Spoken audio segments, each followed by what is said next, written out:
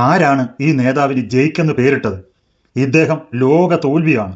ഒരു ചർച്ചയ്ക്ക് വന്നിരുന്നിട്ട് PM ശ്രീ ഞങ്ങൾ ഒപ്പിട്ട് തള്ളിക്കളഞ്ഞു എന്നൊക്കെ പറഞ്ഞാൽ അവിടെ ചർച്ചയ്ക്ക് വന്നിട്ടുള്ള മറ്റെല്ലാവരും കൂടി ഇദ്ദേഹത്തെ എടുത്ത് ഉടുക്കും. അതാണ് ഇപ്പോൾ ഇവിടെ സംഭവിച്ചത്. നിങ്ങളൊന്ന് കണ്ടു നോക്കും, കുറച്ചു സമയം ചിരിക്കാം. ഇടതുപക്ഷം ഒപ്പിട്ട് തള്ളിക്കളഞ്ഞ PM ശ്രീയെ നിങ്ങളെടുത്ത് ശിരസിലെത്തി വെക്കുന്നു. അതാണ് പ്രശ്നം. മൂന്നാമത്തെ ഉൾട്ടയിലേക്ക് നിങ്ങൾ എത്തിയിരിക്കുന്നു. 30 ദിവസത്തിനുള്ളിൽ 3 ഉൾട്ടകൾ സമർപ്പിച്ച 3 യൂട്ടൺ എടുത്ത അത്ഭുതകരമായ രാഷ്ട്രീയ മെയ്വഴക്കം അതിന്റെ പ്രതീകമായിട്ട് കേരളത്തിലെ UDF മാറിയിരിക്കുന്നു, കോൺഗ്രസും ലീഗും മാറിയിരിക്കുന്നു. ജയിക്ക് പറയുന്ന കേട്ടാ തോന്നും VD സതീശൻ കേരളത്തിന്റെ മുഖ്യമന്ത്രിയെ സത്യപ്രതിജ്ഞ ചെയ്തതിനു ശേഷം നരേന്ദ്രമോദിയെ കണ്ടതിന് ശേഷം വന്ന് നേരെ അങ്ങ് ഒപ്പിട്ട് കൊടുത്താന്ന്. ജയിക്ക് പറഞ്ഞതാണ് ഏറ്റവും ഇൻട്രസ്റ്റിംഗ് ആയിട്ടൊരു പോയിന്റ്. എന്താ അറിയോ? ഒപ്പിട്ട് തള്ളിക്കളഞ്ഞെന്ന്. എന്തിനാ ജയിക്കാൻ വെറുതെ ഒപ്പിട്ടിട്ട് തള്ളിക്കളയുന്നത്? അല്ലാതെ തള്ളിക്കളഞ്ഞാൽ പോരായിരുന്നോ? നിങ്ങൾ ഇതിനെ ഒപ്പിട്ടിട്ട് തള്ളാൻ പോകുന്നേ? നിങ്ങൾ അന്ന് ഒപ്പിട്ടിട്ട് ഈ തള്ളു മുഴുവൻ നടത്തിയത് കൊണ്ടാണ് ഇന്നത്തെ ഈ ഗതികേടിൽ എത്തിയത്.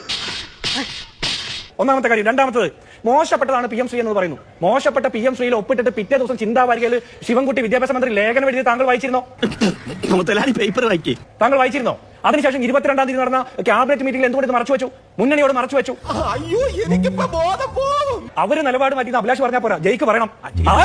ജയിക്ക് പറയണം. ജയിക്ക് ബാക്കി ഇപ്പോ ഈ 10-25 ദിവസമായ ഗവൺമെന്റിനെ ആക്ഷേപിക്കുമ്പോൾ എന്തിനാണ് ഒപ്പിട്ട് തള്ളുന്നത്? ഇനി ഞാൻ ചോദിക്കട്ടെ, നിങ്ങൾ അന്ന് ഒപ്പിട്ട PM ശ്രീ നല്ലതായിരുന്നോ? നിങ്ങൾ അന്ന് ക്യാബിനറ്റിനെയും മുന്നണിയെ മറച്ചു വെച്ച PM ശ്രീ നല്ലതായിരുന്നോ? നിങ്ങൾ ഈ നാട്ടിലെ സഖാക്കന്മാരെ മുഴുവൻ പറ്റിച്ച് ഒളിച്ചു കടത്തിയ PM ശ്രീ നല്ലതായിരുന്നോ? ജോൺ ബ്രിട്ടാസ് പോയി കേന്ദ്ര വിദ്യാഭ്യാസ മന്ത്രിയുമായിട്ട് പാലമിട്ട് നടപ്പാക്കാൻ കൊണ്ടുവന്ന PM ശ്രീ നല്ലതായിരുന്നോ? നിങ്ങൾ കൊണ്ടുവന്ന PM ശ്രീ തുടരണമോ വേണ്ടയോ എന്ന് നിയമപരമായ ബാധ്യതയെക്കുറിച്ച് പഠിക്കാനാണ് ഇന്നത്തെ ഗവൺമെന്റ് ഒരു മന്ത്രിസഭാ ഉപസമിതിയെ വെച്ചിരിക്കുന്നത്.